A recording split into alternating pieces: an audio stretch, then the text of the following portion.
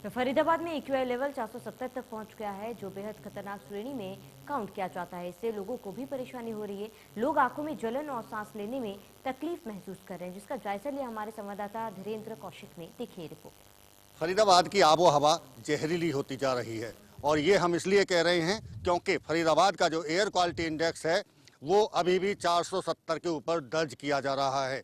दोपहर का वक्त हो चुका है, धूप निकल रही है, लेकिन कहीं ना कहीं जो हवा है वो जहरीली है। मैं आपको तस्वीर दिखा देता हूं। फिलहाल सेक्टर 12 मिनी सेक्रेट के हम 6ठे फ्लोर पर हैं और यहां से फरीदाबाद के चारों तरफ की तस्वीर आप साफ तौर से देख सकते हैं कि किस तरह से जो आप देख रहे हैं धुंध, ये पूरी तरह से वो जहरीली हवा है जो लोगों को नुकसान पहुंचा रही है। फरीदाबाद के तमाम जो दूर दूर तक की अगर आप तस्वीर यहाँ देखें तो पूरी तरह से आसमान में किस तरह से धुआं धुआं दिखाई दे रहा है, ये इस बात को लेकर इस तस्वीर से अंदाजा लगाया जा सकता है कि कुछ ही दूरी के बाद में दिखना बिल्कुल जो बिल्डिंग है वो दिखनी बंद हो रही हैं। एक्यूआई लेवल जिस तरह से लगातार बढ़ रहा है, कहीं ना कहीं लोगों के लिए परेशानी का सबब बना हुआ है। हमारे साथ में भोला पांडे भी हैं, उनसे बात कर लेते हैं। सर, जिस तरह से लगातार जो पॉल्यूशन बढ़ रहा है, क्या कहेंगे, क्या नुकसान इससे हो रहा है आखिर? देवेंद्र जी, सबसे बड़ी बात यह है कि जिस तरह से पोल्यूशन बढ़ रहा है उसके 2-3 कारण हैं। एक तो सीएनडी वेस्ट का है, जो निर्माण कार्य होते हैं और उन डस्ट को जो है छोड़ दिया जाता है।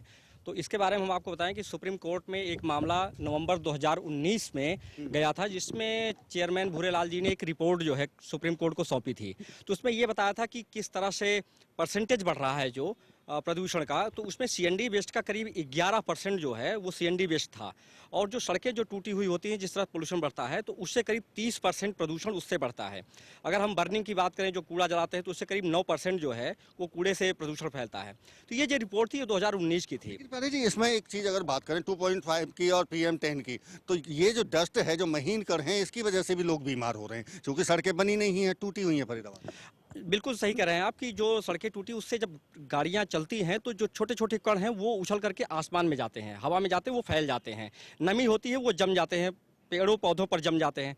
तो जो कार्बन डाइऑक्साइड हम छोड़ते हैं उसको पेड़ पौधे ले नहीं पाते और ना वो ऑक्सीजन दे पाते हैं। इसके कारण शहर में जो है इस तरह की सिचुएशन बनी रहती है। और बिल्कुल, देखिए एक तस्वीर में आपको और दिखाऊं तो देखिए, ये यहाँ आप जो देख रहे हैं तमाम चारों तरफ ग्रीनरी, आपको पेड़ पौधे जरूर दिख रहे होंगे, लेकिन इन पेड़ पौधों को देखकर आप ये नहीं कह सकते कि ये पूरी तरह से हरियाली यहाँ दिखाई देगी। काले पड़ रहे हैं पेड़ों के पत्ते और इसकी वजह यही है कि धुआं जो जहरीला है या धूल या डस्ट है जो इन पत्तों के ऊपर पड़ी है, उसके बाद में ये पेड़ भी अब धुंधले धुंधले से दिखाई दे रहे हैं। इसीलिए हम कह रहे हैं कि फरीदाबाद की आबो हवा जहरीली होती जा रही है, शरीर को नुकसान पहुंचा रही है। डॉक्टर कह रहे हैं कि घर से बाहर तभी निकलें जब बेहद जरूरी हो। और सांस के और दमा के जो मरीज हैं उनके लिए तो खास तौर से स्वास्थ्य विभाग की तरफ से हिदायत इसी बात को लेकर दी जा रही है कि नुकसान किसी को ना हो और कुछ दिन के बाद में जब ये पॉल्यूशन का लेवल कम हो तब घर से बाहर निकलें। फरीदाबाद से देवेंद्र कौशिक, इंडिया न्यूज।